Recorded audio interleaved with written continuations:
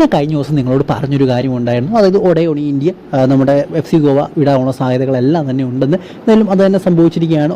FC Goa വിട്ടിരിക്കുകയാണ്. ഇത് ഒഫീഷ്യലായിട്ട് നമ്മുടെ FC ഗോവ മാനേജ്മെൻറ്റ് അല്ലെങ്കിൽ FC ഗോവയുടെ ഒഫീഷ്യൽ പേജ് പുറത്തേക്ക് വിട്ടിരിക്കുകയാണ്.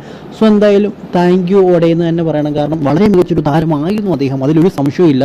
കാരണം ഹൈദരാബാദ് FC ക്ക് വേണ്ടി കിരീടം, അതുപോലെ തന്നെ FC ഗോവയ്ക്ക് വേണ്ടി കിരീടം, സോ അങ്ങനെ കിരീടങ്ങൾ സ്വന്തമാക്കിയ ഒരു പ്ലെയറാണ്.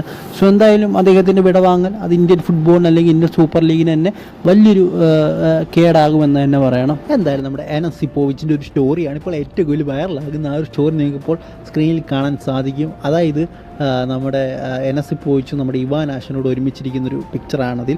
സോ എന്തായാലും ഓർമ്മകൾ അത് കാണുമ്പോൾ നമുക്കായി വിറക്കുന്നു. കാരണം എനസിപ്പോവിച്ചുള്ള ആ ഒരു സീസണായിരുന്നു one of the best season. അതായത് ഇവാൻ മുഖമിച്ച് ആദ്യത്തെ സീസൺ, അത് കേരള ബ്ലാസ്റ്റേഴ്സ് ചരിത്രത്തിൽ തന്നെ ഏറ്റവും മികച്ച സീസണാണ്.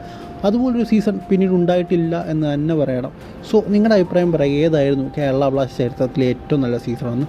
ഇനി അടുത്ത അപ്ഡേറ്റ് എന്ന് പറയുന്നത് മുൻ ഹൈദരാബാദ് താരം, അതായത് കഴിഞ്ഞ സീസണിൽ ഹൈദരാബാദ് FC ക്ക് വേണ്ടി കളിച്ച സായ് ഗൊഡാർഡ് ലീമാൻ FC എന്ന് പറയുന്ന ക്ലബ്ബിൽ ജോയിൻ ചെയ്തിരിക്കുകയാണ്. ഹോങ്കോ ക്ലബ്ബാണ്.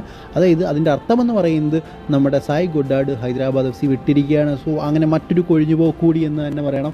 സോ രണ്ട് മുൻ ഹൈദരാബാദ് താരങ്ങൾ ഇന്ന് പോയിരിക്കുകയാണ്. ഒന്ന് മുൻ ഹൈദരാബാദ് താരമായ നമ്മുടെ ഒഡയോണി ഇന്ത്യയും ഇപ്പോൾ കഴിഞ്ഞ സീസണിൽ ഹൈദരാബാദിൻ്റെ താരമായ സായ് ഗൊഡാർഡും ക്ലബ്ബ് വിട്ടിരിക്കുകയാണ് എന്ന് തന്നെ പറയണം.